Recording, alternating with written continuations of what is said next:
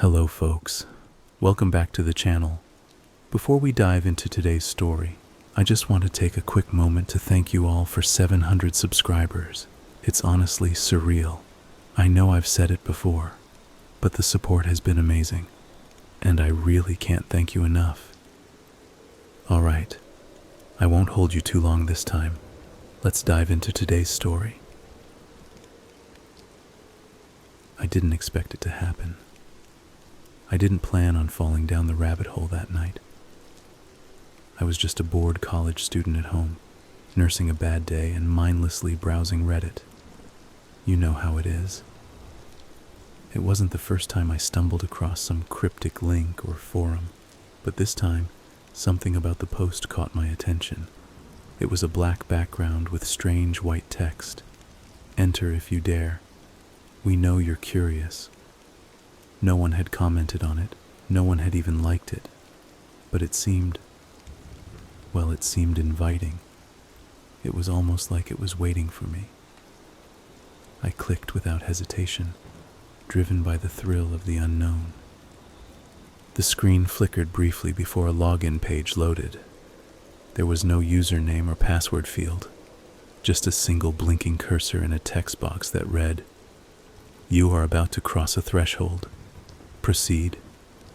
Beneath that, there was a large button that read, "Yes." I hesitated for a second, but my curiosity overwhelmed me.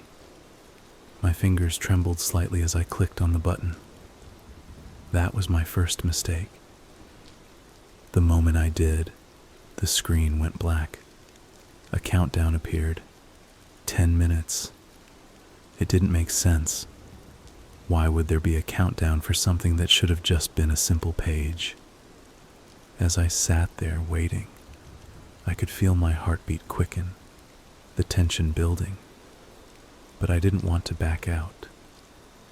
The thought of never knowing what it was kept me glued to my seat. 10 minutes passed quickly, but by the time the clock hit 0, my screen morphed into something I was not prepared for. The moment the countdown hit 0, the black screen changed to something far more sinister. I was no longer in control of the page. A text box appeared in front of me, and a sentence flashed across the screen. "Welcome to the Cult of the Veil. You have been chosen." My mind screamed to close the page, but I couldn't. I had clicked. I had chosen to enter, and now it was too late. Panic started setting in, but I tried to calm myself. This could just be some weird prank, right? A hoax, or a sick joke someone had created for kicks. But the words felt real. You have been chosen. Another message appeared. You must complete 3 tasks. Fail, and you will be forsaken. Succeed, and you will be rewarded beyond your imagination. I didn't know what to think. I was shaking, but at the same time, I felt compelled to keep reading. A new message popped up. Your first task is to prove you are worthy of the veil. Choose your offering. What is most precious to you? It didn't make sense. What did they mean by offering? Was this some twisted game? I wasn't sure, but I knew I couldn't walk away. Not after I had come this far. The timer, which had been counting down for 10 minutes, reset to another countdown, this time at 24 hours. I spent the next few hours thinking about the offering. What did they want from me? Money? A possession? I scoured the site for clues, but everything was cloaked in mystery. The more I searched, the more unsettling the posts became. People wrote about rituals, about blood sacrifices, and about gifts they had given in exchange for power and wealth. The more I read, the more I became consumed by the idea. My mind kept returning to the question, what was I willing to give? It had to be something significant, something personal. And then it hit me. It wasn't about an object. It was about something deeper, something buried within me. The first thing that came to my mind was a memory, a mistake I had made years ago, a betrayal, something I'd never forgiven myself for. My guilt had been eating away at me for years, and I realized that this was the offering they were asking for. I typed a confession into the text box. It felt almost freeing to say it out loud, even though no one would read it but the nameless people behind the screen. I typed everything, the details, the emotions, the consequences of my actions. I hit send. I waited. The screen unchanged for what felt like an eternity. Then, finally, a new message appeared. Your offering is accepted. You are worthy. You may proceed. There was a link beneath the message that read, "Step into the veil." I didn't know why I clicked it, but I did. The screen shifted into something different. Now there was a large circular symbol in the middle of the page. It wasn't like anything I had seen before. An intricate pattern, like an ancient sigil, with lines that seemed to pulse and shift. As I stared at the symbol, something strange happened. The image started flickering, and it felt like the symbol was drawing me in. My body was paralyzed. I couldn't look away. A new message appeared. You are in the veil now.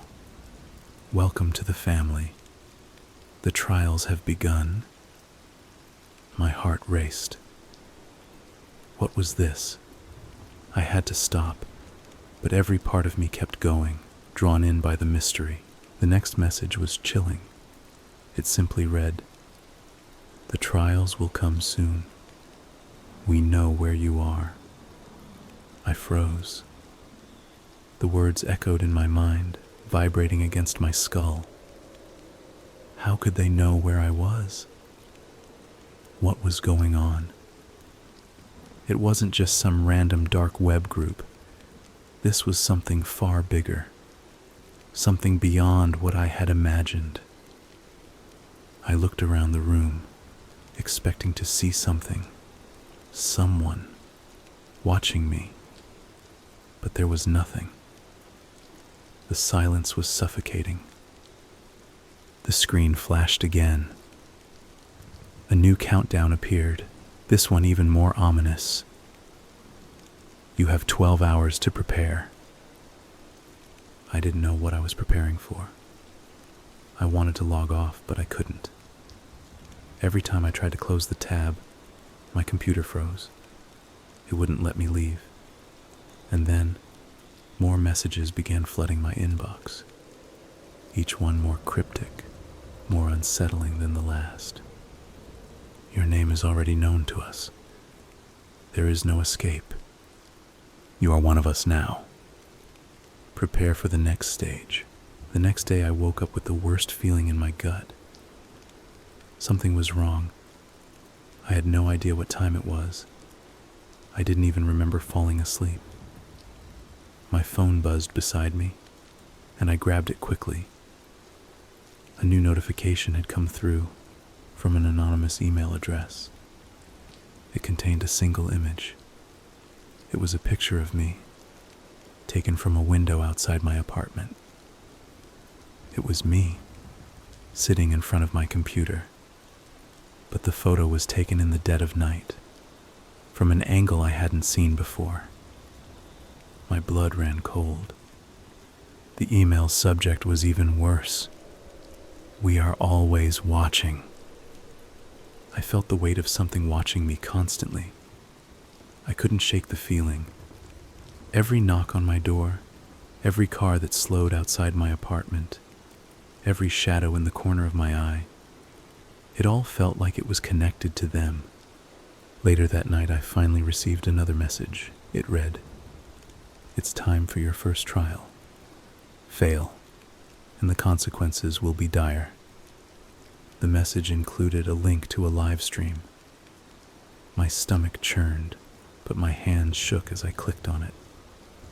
I had no idea what I was about to see. The stream loaded and I felt my blood turn to ice. It was a dark room. A figure stood in the center, wearing a mask and bound to a chair. Their face was covered, but they were struggling, crying, begging for release. A hooded figure stood beside them, slowly, methodically, reaching for a blade. I couldn't breathe. This wasn't just a game. This wasn't a cult like I thought.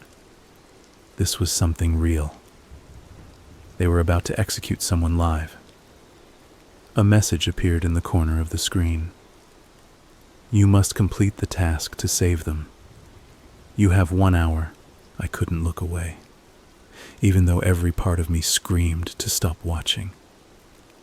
I felt sick, but I also felt something else. It was like they had me hooked, like I was part of it now. The message from the cult was clear. I had 1 hour to save the person. But what did that mean? How could I save them? I scrolled through the live chat in the corner of the screen, and there were dozens of messages, cryptic instructions, symbols, some even asking for specific sacrifices. But I couldn't understand them. It didn't matter. The timer was ticking. My fingers hovered over the keyboard. Was I supposed to do something to save this person? Or was this just part of the game? Part of the ritual? The figure on screen was screaming louder now, their voice muffled, and the blade was raised. The choice I was given became clear, and then it hit me. The true horror of this cult. There was no way to win. As the seconds ticked down on the countdown, my brain was racing.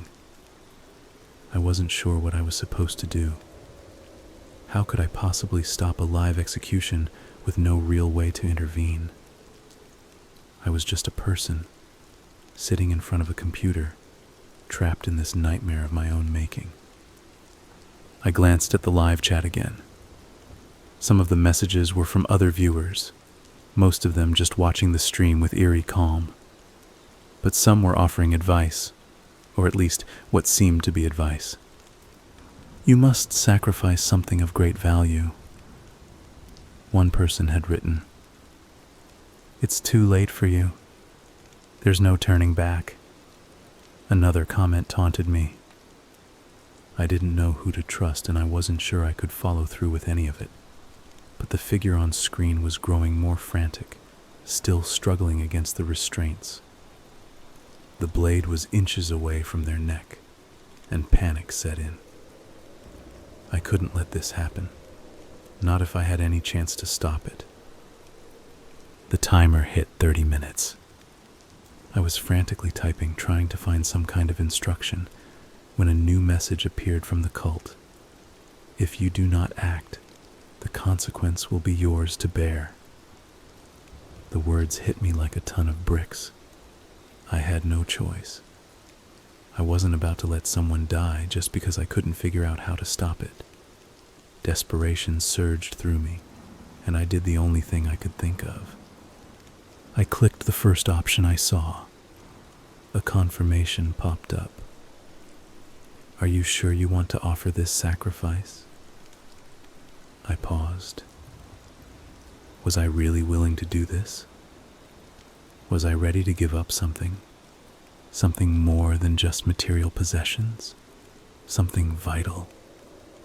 A deep sense of dread filled me. This wasn't just a game anymore. This wasn't some twisted form of entertainment. The countdown clock was ticking away, halfway gone. Before I could second guess myself, I clicked yes. The moment I clicked, the screen flickered and a message popped up.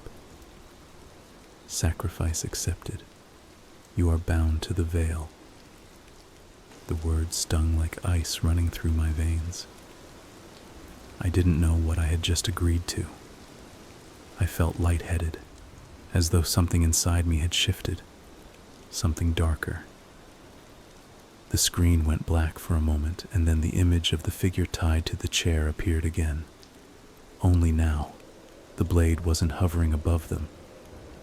They were free, somehow released from their restraints, and standing in front of the camera. But the relief in my chest was fleeting. The figure wasn't just free. They were looking directly at me, and their eyes were filled with hatred. I froze, the intensity of their glare sending chills through me. They didn't say anything. They didn't move. They just stared at me, and I could feel my skin crawl, like they could see straight into my soul. The seconds passed, and I felt like I was suffocating. The figure on screen then slowly raised their hand. At first, I didn't understand what they were doing, but then the camera zoomed in on their palm. There, etched into their skin, was a symbol. The same symbol from the veil, the one I had seen before. "You are part of us now." The voice echoed from the speakers, distorting as if it was coming from all directions at once. I wanted to scream, to shut the screen off, to end it all, but I couldn't. I was trapped. The figure disappeared from the screen, leaving nothing but darkness. But I couldn't stop staring at the blank screen, still feeling the weight of that terrible gaze. My heart was pounding in my chest, and a cold sweat covered my skin. Another message flashed across the screen. "The next task will come soon.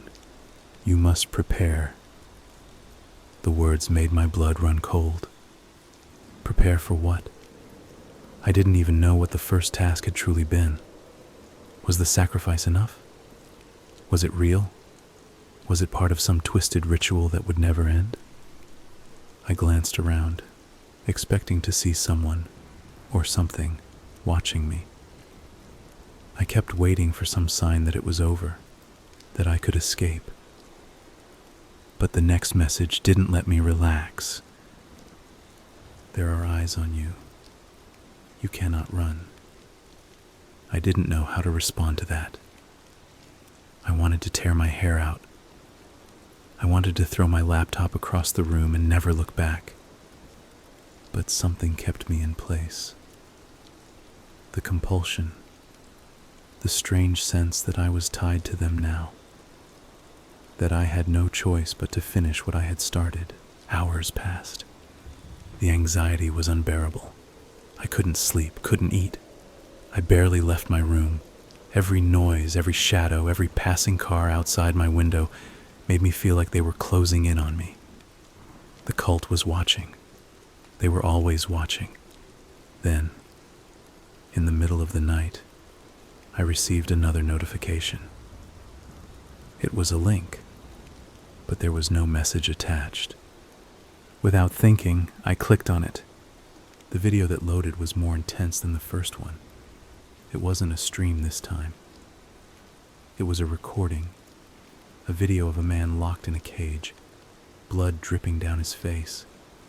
He looked terrified, frantic, struggling against the metal bars. The screen read, "This is your second trial. Save him." I stared at the screen, my heart pounding in my chest. What did they want me to do? I wasn't a hero. I wasn't some savior. I was just a guy sitting at a computer, caught up in something I didn't understand. A voice broke through the video, distorted and low, speaking in an ancient language I didn't recognize. I could barely make out the words, but one phrase stuck out. "You must release him, or you will become him." The last part sent a jolt through my body. Was that a threat? Was I supposed to set this person free? How? There was no way out, no way to escape. The more I watched, the more I realized how deep I was into this. There was no leaving the veil now. There was no getting out. I was a pawn in a much bigger game, a game that wasn't meant to be won. And then, as if on cue, the cage from the video began to move. It rattled, and the man inside let out a scream of terror. A red light flickered above him, and he began convulsing. His body contorted in unnatural ways, and his mouth opened wide in a soundless scream. I could barely watch, my own body trembling. This wasn't a trial anymore. It was a ritual, a sacrifice of some kind. The man in the cage was not going to survive. I felt something cold and dark tugging at my soul. What had I done? How far had I fallen into their trap? When the cage stopped shaking, when the man's body lay still, the screen flashed again. The message that appeared chilled me to my core. You have failed. The penalty is yours to pay. And then, the figure from the first video reappeared. They were no longer bound, no longer silent. They were standing, looking directly at me once again. Their eyes burned with a fury that made my blood run cold. The figure reached into their cloak, pulled out a blade, and slowly raised it. It was like time slowed as I stared at the screen. You are not worthy. They spoke in a calm, emotionless voice, their gaze unrelenting. I couldn't move. I couldn't breathe. The weight of my mistakes, of everything I had done in those few days, crushed me completely. There was no escape, no chance of redemption. The screen went black. I don't know how I did it, but somehow I managed to break free. The screen flickered one last time, and I felt the strange pull vanish. I closed the tab, shut down my computer, and tried to regain control of my life. But it wasn't over. No matter where I went, no matter what I did, I felt the presence of the veil. It was always there, lurking in the back of my mind, whispering, reminding me that I was a part of it now. A pawn in a game I couldn't possibly understand. I changed cities. I changed my job. I left everything behind. But every time I close my eyes, I feel their gaze on me. Every knock on my door, every shadow in the corner of my vision. I wonder how many others are still trapped, how many of them have never escaped, and most of all, I wonder when they'll come for me again.